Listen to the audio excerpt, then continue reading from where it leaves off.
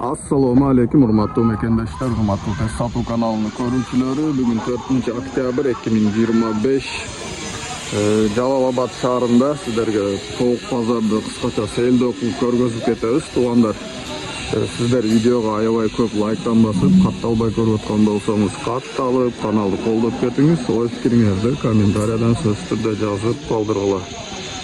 Tuğanlar, tovuqqa qiziqqanlarga bizning Jalolobod tovuq gruppamiz var.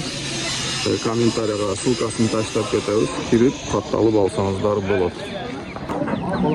Tuğanlar, videonun başı çoculardan olsun.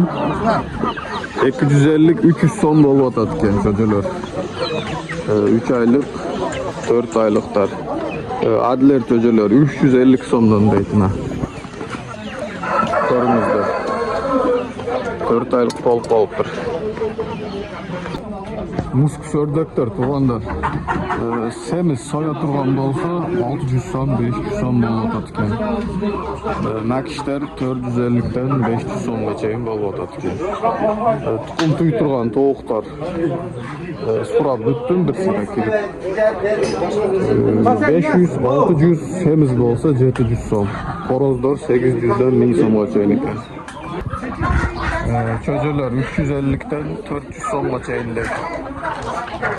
Nakişneki xorozlardı 600 so'mdan deydi.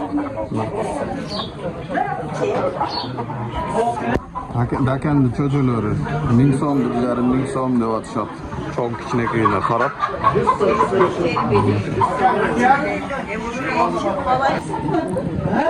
Bütün ene nakişler ekan tuğanda. 2,5 mingdan. Xoroz 4000 so'm. Ko'ringizlarmi? Tuğanlar, shunday videomiz oyog'ina jetdi. Qisqacha bo'lsa da sizlarga ma'lumot berishga harakat qildik. Keyingi videomiz tuğanlar inshaalloh O'rs bozor baraxolka bo'ladi.